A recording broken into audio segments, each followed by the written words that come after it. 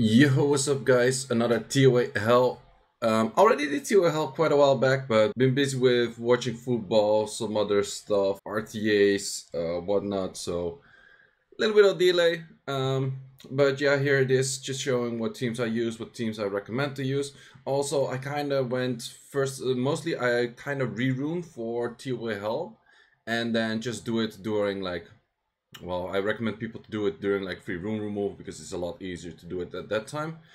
So I use a bit more like pay to win units, but the units I do recommend to use in pretty much most stages or are the most core units are the Tyron, Spectra, Jeanne or Bella, Dark Homunculus Unbalanced Field, and then your last slot is probably something that does a little bit more towards damage or pushbacks or anything, which could be like, for example, if you have the net fives, it could be like Triton, could be it could be like Poseidon, could be like Charlotte, could be Balanus, could be Rika, could be Ganymede, which is also really good. So somewhere along that line. So first stage is Sierra. We got one harmful effect and 40% attack. This one is pretty simple. It doesn't have too much speed. You can just push it back. You just CC it, and then at some point it just dies. So I went into it with a full pushback team, and it's just a lot of CC and bit of damage. I did have armor breaks in there with Savannah as well. Sure, this full pay to win team, so don't necessarily recommend to use this, but pretty much any team can work. And I didn't really want to rerun, so this is pretty much just all like siege builds. So the stages won't give you any trouble. Only trouble you might have in this stage is that you have the Liblis on the side. The Liblis on the side might actually give you a bit of a counters, which could be annoying, but it's not that much of them. So that should be 3 stars. Again, this rotation, I'm just aiming 20 stars, just keeping it simple. But this rotation was actually a little bit more tricky because it had a lot of the special things that I didn't like to do. Like, for example, this one. So we have immune to attack bar increasing, decreasing effect. I really hate those because, well, look at my team. We pretty much have like 5 units with attack bar decreasing effects. So I use that a lot. Applies 1 turn immunity at the start. The best ways to handle that is Tiana. It's not Jeanne, because people that don't have Jeanne say like, oh, use Jeanne or Tiana. No, actually Jeanne is not better because you want to have consistent. Nothing is more annoying than you get to the final stage and a 15% check happens, which is very likely on 5 units. You don't strip, you fail the whole stage. So actually Tiana is the best way to go, which I also use. If you don't have Tiana, you probably have to go for Clara, and it's even more inconsistent, but that's kind of your way to go. And in this case, I just did it on 2 stars because I don't really want to do the attack bar decreasing effect. What you could use on this stage if you want to clear it with 3 stars, it's probably using a Spectra for adding more damage, and then using a Jeanne by provoking. Then you don't necessarily need to like manipulate the attack bar. In my case, I just did it on 2 stars.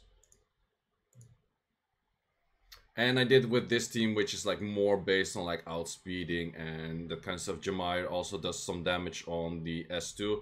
Damage by max HP really helps for like the final bosses.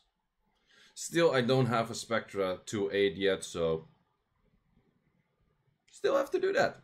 This stage can be a little bit more annoying, but in the end, most of the time they don't do as much damage as you think, so it's not that bad. It's just the stage 2, so. Then on this stage, it's not too bad. Like, if you just provoke them and you have like some debuffs and that kind of stuff, they don't do too much damage. A little bit of an issue just getting the armor break on the Gianna, therefore took a little bit. But this thing was not even close to taking a turn, so that really helps me out with this team, and therefore I did it on 2 stars. So that's 5 stars so far. Most of the time, the first few stages I always do on 3 stars, but in this rotation was not the case. So then we have immune to inability effects and 2 turns counter at the start of the battle. So again, Tiana is your best bet. If you don't have Tiana or Gianna, then you probably want to go Clara, or you want to remove that extra line. So the stage itself gave me a little bit of a trouble because these units were actually difficult to CC because, well, they get attacked by every time you take a turn. And then the fire units also didn't want to get CC'd that much, so I think I had to redo it. Did I redo it? No, in the end it just worked out with enough like pushbacks and that kind of stuff. So this team maybe would have been better.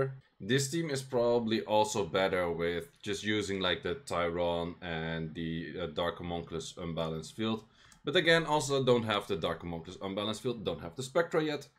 And reason why I don't have that, I don't really want to use resources into them. But again, this is easily beatable on 3 stars with Tyron, Ganymede, Spectra, Dark Homunculus, and Tiana. So on this stage is also where you can see like it's pretty beneficial to have Tiana rather than any other strippers. I had a little bit of struggle here. Did I clear it the first time? I think I did. Also, if you get some resist, it's pretty bad. Not entirely sure. No, I think I had to redo it. Yeah, I had to redo it and then I switched to Tyron, which was a better case. Because you have a lot more pushbacks, you have the glancing that just helps out a lot. And with that said, like it was a lot easier. So I didn't have Tyron ruined up at first and I didn't really want to re-rune. But then I noticed like, okay, Tyron was kind of necessary for this stage already to do it like on a proper amount of stars. So that's a total of 8 stars. Then the next one we have is the new unit, which was also the HOH unit. Immune to cooldown increasing effects and 3000 reflect. I really hate the 3000 reflect, so I never do those. But an option for this team would be using, for example, Ferret over Tyron, because Ferret doesn't kill himself like on the reflex right away. Tyron kind of tends to do on the S2. Spectra, Ganymede, Belladeon, and Dark Homunculus. But in my case, I was like, I'm not gonna do this. So in the end, I just did this one with 2 stars. I also added in Belladeon because there are some units that do reflect damage, so you kind of need the healing. Didn't want to use Jeanne, could have been an option here as well. It seems a little laggy, but let's just skip forward. So you need some like healing because there's some reflect stuff. Either like even if you don't have the reflect 3000. Like these kind of units. If you don't go into this, or like if you don't have any healers going into this, it could be like a little bit annoying. And I think I even failed once. Oh yeah, I had one more issue. My Poseidon was killing himself on reflex, so I had to use Rika. So then with the Rika, it went a lot better. And then on this stage, I was actually, oh, I forgot about like the side units. Side units are gonna kill my ass. But in the end, like if you don't spam your AoEs, you just only use your AoEs to CC. And besides that, you just hit the middle boss. You should be fine if you do have enough damage, especially if you have Spectra or a Shazam. Not a Shazam, Shaman. Those do so much damage single target. In my case, it was Jemire doing that. And then just CCing it. And you'll be fine. Also, you cannot die to the passive or like the second skill of that, like the main boss unit. So it's not that big a deal. It's just a little bit annoying. Then we have the next stage. We have another Reflect 3000. I was like, yay, this rotation is so nice. I really hate those. So I actually went into this one with, and I kind of wanted to stun them as well because you have the Douglases here, and if you don't stun the Douglases, they're super annoying. So I was like, okay, I'm just gonna do this on 1 star. Again, a team that could be used is the same with like Ferret, Spectra, Gany, Belladeon, and Dark Homunculus. But I did it in this case just on 1 star and I kind of went lazy. I kind of recommend to go like less stars on this one because this one can be a little bit problematic, a little bit annoying. Because of the Douglases, they do a lot of damage. Man, my record is super laggy.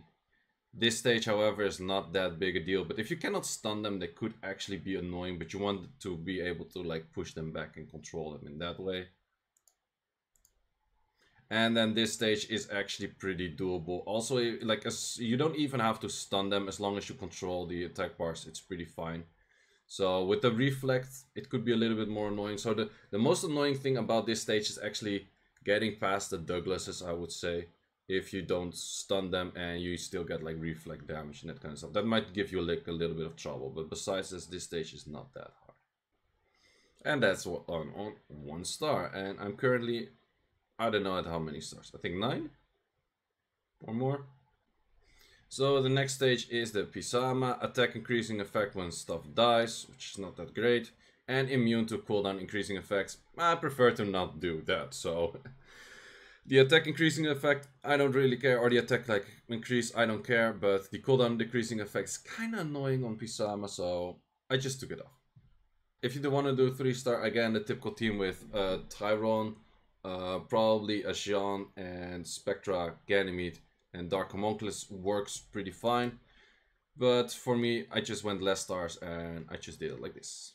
So first stage, pretty easy, not too much going on. Second stage could be a little bit annoying if the what's it called, the hard mages get a turn, but they actually don't drain that much HP. You literally need like 20 turns on one unit before you're like close to death. Well, then you're at 1 HP, but it takes quite a lot of turns. So it's not 20 turns in total, no, it's 20 turns per unit. So you have to take what, like 100 turns before like your whole team is dead by one of those hard mages. So if one gets a turn, it's not that bad. You kind of have to kill like the demons at the same time, but that's most of the time not that much of a struggle either. And then at this stage, so I think I went straight for boss. And in my case, I could actually reset him and then do that. Good thing these monkeys are not wind monkeys. It would make this stage a lot more annoying, I say. But in this case, it was pretty doable, just dealing damage. And in my case, I could reset it. His damage actually doesn't do that much if he is not reset. So this I probably could have done on 3 stars. Just make sure that you kill the Pizzama first and not the other two things. So then we have Zeratul at stage 7, increase of crit damage, well that's fine. Immune to attack bar increasing, decreasing effects, I don't like those. So this I probably did on 2 stars. So pretty much same team, first wave pretty easy. Second wave is also pretty easy. The only thing you have to take into account is that they get a lot of shields from just getting turns, and then if you start spamming S1 sometimes it doesn't really work out. Then at the boss stage, I was able to push them back enough that I could just do this on 2 stars. Well, because I did this on 2 stars, I was just able to push them back, and yeah, the Tetras didn't do anything and it was pretty chill. Doing this on 3 stars is one of the more annoying stages, what I heard from people, so you kind of need something like either a Herny or Tessarion to Oblivion the units on the side, the Tetras. And then you just want to like, yeah, this is pretty annoying. I think you kind of want to, I'm not really sure how you want to tank a Zeratul. Like the people that I see do this on 30 stars, like the whole thing they use like Poseidons and stuff like that. So this is really a stage I would recommend. Maybe it would be possible if you use like a Lin and you just one-shot the whole thing, because he actually doesn't have that much HP. And I think that would probably be your best bet, to just try to one-shot it with a Shaman and a Lin or something. Yeah, I think that's probably your best bet. And then you want to go through the stages probably while using a, what's it called? A Jeanne, and then you want to have like the defense buff and that kind of stuff. So somewhere along that line is probably something that works, but still pretty tricky, I would say. Then we have the next stage, Camila again. Increase crit damage by 200 and reflect 3000. I don't like reflect 3000s. So the typical team is mostly like replacing Tyron with Farad and then going like Spectra, Gany, Belladeon and Dark Homunculus. If you don't have a Gany, I'm not really sure. You can try to fit in other things, but Gany actually works pretty well on these stages. At least if you were going to go like 3 stars on stuff, then that's pretty useful. So first stage doesn't give that much trouble. If you just push it back, you do a lot of damage, don't give them turns. This one, same thing. If you just push them back, they don't get that much turn, or they don't get a turn. It's pretty easy. Then the Camila stage itself, so you have the Patars on the side of Payers, which is kind of annoying, but you can push them back enough that they never get a turn, and you can kill them first. And then focus on the Camila later, because Camila, you cannot slow Camila, so she's probably gonna take a turn at some point, and she does do a lot of damage. So I think I switched my team later, because it was actually kind of tricky, because Camila, moment she takes one turn, she's gonna one-shot something. So I switched my team to have more pushbacks in the form of Changpang, which also has a pushback on turn 1. Or not turn 1, on skill 1. And then if they get one, if this monkey gets one turn, like, wait, where did it happen? Monkey get one turn. Yeah, I think the monkey resists that, Bob one turn hella dead. So yeah, that's the thing with the crit damage 200%. One resist and it's pretty annoying. So then back at this stage again, and because I had like 4 units with pushbacks, it actually helped a lot. And because of that, it was pretty doable to just do this. Also at some point, Camila started killing something. I also had like a lot of wind units, which also helped out. So I did this on 2 stars with just a crit damage increase. So if you've seen my previous video, I don't really like to do the stage 10, so stage 9 is mostly my last stage. But I'm at 17 stars, so I have to do this one on 3 stars. I have to do the increase of crit damage by 200 and the limit of harmful effects. So first stage can be a bit annoying because you have the Liblis, they counter, they do a lot of damage with the counters, and you can only CC them for like 1 turn kind of things because of that. And they have the crit damage 200, so they actually do a lot of the damage on their counters. Then at this stage you have the Wriggles on the side, you have a Renuki and a Dova, which is also pretty annoying. So I had to come up with a different plan. So my different plan was Spectra. No 2A Spectra, normal Spectra. Let's just see what happens. So using this team, yeah, Spectra, yeah, they're using the lame Spectra. Also, if people are asking why don't you just like 2A Spectra, I kind of like my dimensional hole energy for farming runes and grinds and that kind of stuff. So I don't really like to use it on 2Aing a unit. Would I recommend other people to 2A their units? Yes, definitely. Especially if you don't already, like if you already clear ToA Hell with your units, then it's fine. But if you don't clear ToA Hell, actually investing those energy into making it possible to clear ToA Hell is a good investment, and therefore I would recommend other people to do it. For me, I cleared anyhow because, well, I pretty much have most net 5s by now, and I just switch runes and then it just becomes a lot easier. But for the people that don't have those luxuries, get those like free-to-play units like the Dark Homunculus Unbalanced Field. I don't want to put devilmons in it, but if that unit can actually give, like let's say you just do ToA Hell to 10 stars. You pay back your devilmons in like what, 2-3 months with just doing that. So, well, depending like how lucky you are, which goes in the 3rd skill, could be a lot more. But it's gonna pay itself back at some point. It's just an investment. Second stage is pretty easy.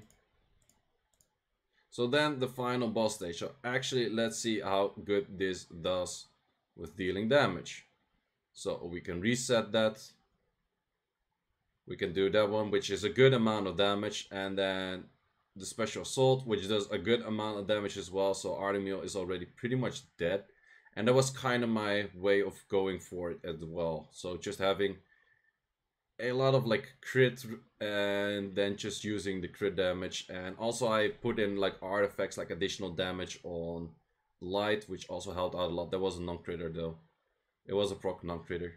But this one had 100% crit rate, and yeah, it just did a lot of damage. So that really helped out, and therefore it was pretty nukeable, even with a Spectra that's not 2A.